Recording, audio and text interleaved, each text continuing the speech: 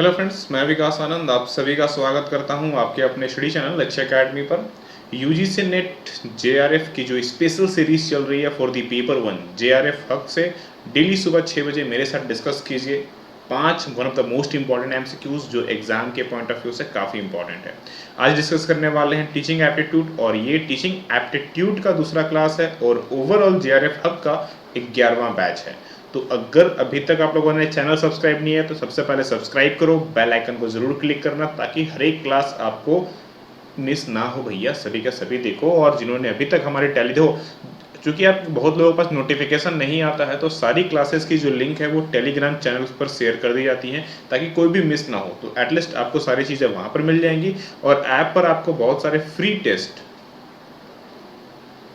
देखने को मिलता है, तो जाइए उसे इनरोल कीजिए। Not only the free test बल्कि आप पेड टेस्ट और पेड कोर्स भी इनरोल कर सकते हैं इसके साथ में। चलिए शुरू करते हैं क्लास को। पहला क्वेश्चन है आप लोगों के सामने, if you take your mid day meal to school, अगर आप अपना दोपहर का भोजन जो है वो स्कूल ले जाते हैं, एज अ टीचर यहाँ से बात हो रही है। सबसे पहले क्वेश्चन पढ़ते साथ ये देखो कि क्वेश्चन आपको किस सेंस में बात हो रहा है, आपको क्या फील करवा रहा है। तो अगर आप एक टीचर हैं और अपना जो खाना है मिड डे मील है वो स्कूल ले जाते हैं, तो व्हाट विल, तो आप क्या करोगे to your mood off taking a meal, जो खाने के टाइम पे आप क्या करोगे, ये आपसे क्वेश्चन में पूछा जा रहा है। तो जनरली आप क्या करोगे, देखो सिंपल सी बात है।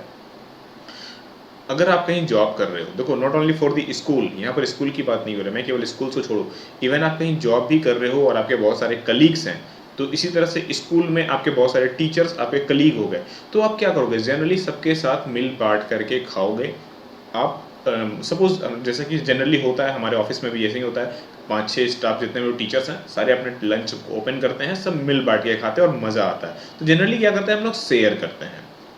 You share your food with the all the staffs, किसके साथ भैया, with all the staffs member and enjoy, और उस ग्रुप को हम लोग एंजॉय करते हैं। सो ऑप्शन नंबर डी, इसमें बहुत सारे फायदे हैं। मान लो कभी आपका सपोज कुछ ऐसा सब्जी या कुछ वैसा कुछ मिल गया जो आपको मज़ा नहीं आता है खाने में, लेकिन सामने वाले के पास कुछ ऐसा है जो मज़ेदार है और जो आपके पास है वो उनको मज़ेदार है, तो इस तरह से एक्सचेंज भी हो जाती है, मज़ा भी आता है, टेस्ट भी चेंज होता है, तो बहुत सारी चीज़ें मिलती है एक्स्ट्रा। ठीक है, चलो अगले क्वेश्चन पर बात करते हैं। अगला क्वेश्चन है, सपोज योर जूनियर कलीग्स, बात हो रही है कि आपके कोई जूनियर कलीग हैं, वो आपसे हेल्प चाहते हैं, एक्सपेक्ट कर रहे हैं वो आपसे सम फाइनेंशियल सपोर्ट की। किसके रिगार्डिंग में भैया फाइनेंशियल सपोर्ट चाहिए, you on the occasion of his marriage. ठीक है, उनके घर पे शादी है और इसलिए वो चाहते क्या है कि आप कुछ उनको फाइनेंशियल सपोर्ट करें, तो आप ऐसे कंडीशन में क्या डिसीजन लेंगे इस सिचुएशन में, आपको ये बताना है। देखो भाई, अगर सिंपल सी बात है, अगर आपके जूनियर कलीग्स को आपकी ज़रूरत है, फाइनेंशियल सपोर्ट की ज़रूरत है, तो बिल्कुल देना चाहिए। अगर मैं ऑप्शन नंबर ए को देखूँ जिसमें साफ साफ लिखा हुआ है, if marriage it at your place, अगर आपके नियरेस्ट में है, तो not only for the financial support बल्कि आप उनको फुल सपोर्ट्स प्रोवाइड करो। बिल्कुल होना चाहिए, क्योंकि जूनियर कलीग्स हैं, आपके सहपाठी हैं। देखो क्यों, देखो दो फैमिलीज़ होती हैं, अगर मैं आपको बताऊं तो रियल लाइफ में ना दो फैमिलीज़ होती हैं हमारी। एक जो रियल फैमिली जो हमारे साथ हमारे घर पर है, एक वो फैमिली जो आप जिनके साथ अपनी लाइफ का आधा समय बिता देते हो। सुबह 10 बजे जाते हो, शाम को वापस 5-6 बजे घर आते हो यार, तो वो जो आपके साथ में काम कर रहे हैं, आपके जो कलीग्स हैं, वो भी तो आपकी फैमिली ही हुई। तो उनके साथ जो आप समय बिताते हो तो उनकी सपोर्ट करना, जिस तरह आप घर वालों को सपोर्ट करते हो उनको भी सपोर्ट करो, क्योंकि वो भी आपकी एक फैमिली है, जो कि बहुत ही इंपॉर्टेंट होता है हमारे लिए। चलो अगले क्वेश्चन पर आते हैं। अगला क्वेश्चन है, in general it seems that the schools have become the place of political instant of teaching.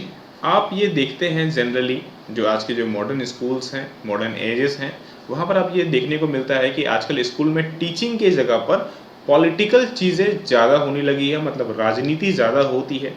तो अगर सपोज ऐसे किसी स्कूल में अगर आपको अपॉइंट किया जाता है, आपको वहाँ पर नौकरी मिलती है, तो आप ऐसे सिचुएशन में क्या करोगे। देखो भैया, ऐसे सिचुएशन में करना कुछ नहीं है, इन पॉलिटिकल चीज़ों से दूर रहो और अपने काम से काम मतलब रखो। काम से काम मतलब क्या रखना है, क्या काम है आपका, काम है टीचिंग देना, लोगों को पढ़ाना। तो आप कोशिश करें कि अपने काम में काम करें, जो अब चूंकि पॉलिटिकल चीज़ें होंगी तो आपके ऊपर प्रेशर्स होगा कि देखो ये वाला नहीं, ऐसे ऐसे करो ताकि चीज़ें हो, तो आप उस प्रेशर्स को थोड़ा दूर करें और कोशिश करें कि आप फ्रीली वर्क कर सके, अपने काम से काम मतलब रखें, मतलब सिंपल सी भाषा में बोलते तो अपने काम से काम मतलब रखना, चीज़ें ज़्यादा अच्छी होगा। आपका काम क्या है यहाँ पर? टीचिंग करवाना, बच्चों को पढ़ाना। तो ऑप्शन नंबर सी में देखो, you will free your self from political activities and pressures. आप उनसे दूर रहने की कोशिश करें और अपने आप को दूर रखें और अपने काम से काम पे ध्यान दो। सिंपल सा मंटा है भैया। अगला क्वेश्चन,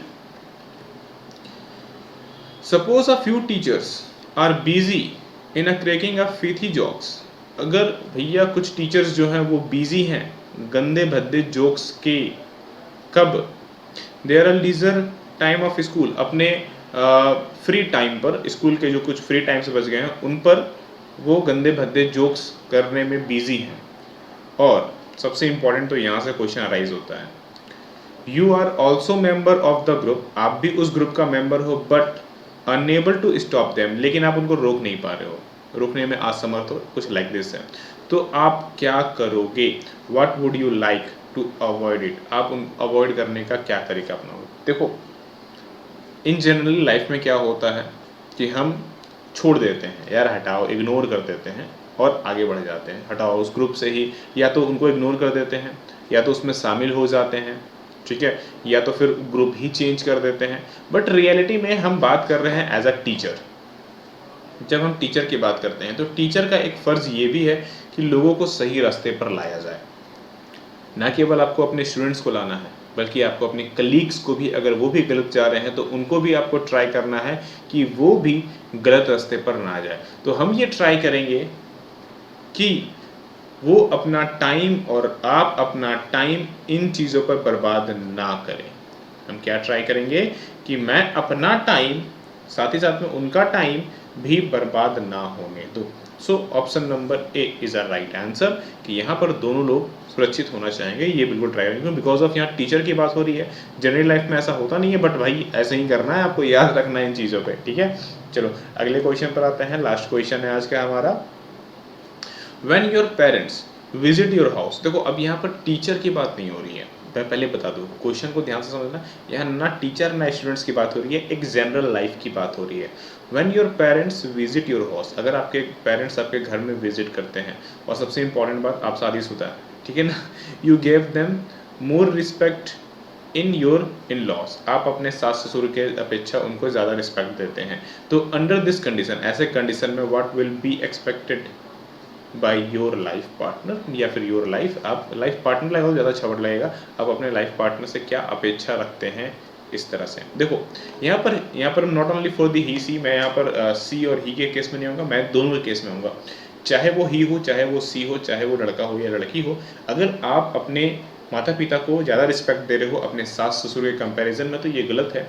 दोनों पेरेंट्स ही हैं, दोनों को समान इज्जत मिलनी चाहिए, दोनों पूजनीय होते हैं और दोनों को इक्वल दर्जा देना चाहिए। अगर आप कम ज़्यादा कर रहे हैं तो ये आपकी गलती है, क्योंकि दोनों आपके लिए एक फादर हैं, दोनों आपके लिए पेरेंट्स हैं। जिस तरह से हस्बैंड के लिए उनके मम्मी पापा इंपॉर्टेंट है, तो वाइफ के लिए उनके मम्मी पापा इंपॉर्टेंट है, दोनों ने जन्म दिया है, और दोनों जब मिल जाते हैं तो उनके जो पेरेंट्स होते हैं कहीं ना कहीं वो भी उनके साथ कनेक्टिविटी हो जाती है। तो दोनों को इक्वल दर्जा देना चाहिए, ना कम ना ज़्यादा, दोनों उनके माता पिता हैं। So option number A, not only for the C, मैं यहाँ पर ही वर्ड भी जोड़ रहा हूँ, सी एंड ही, ठीक है ना, will ask for equal treatment, वो आस्क करेंगे इक्वल ट्रीटमेंट का, टू हर और हीज। यहाँ पर देखो, यहाँ पर ही लगा दो, मैं यहाँ पर हर और हीज भी लगा दे रहा हूँ, ठीक है ना। पेरेंट्स, बिकॉज ही और she gives due respect to your parents.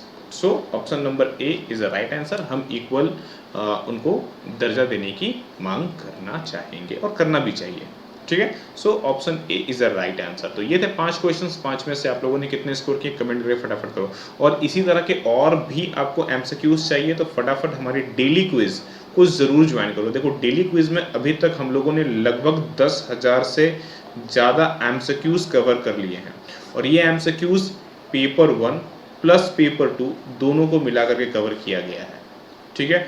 App में डिस्क्रिप्शन में ऐप का लिंक दिया हुआ है। सबसे इंपॉर्टेंट चीज़, इसमें डेली 50 से 60 एमसीक्यूज हम लोग कवर करते हैं। डेली 50 से 60 एमसीक्यूज कवर होता है। और सबसे मज़ेदार बात यार, इस कोर्स की कीमत सिर्फ और सिर्फ 125 रुपये है, वो भी 1 साल के लिए।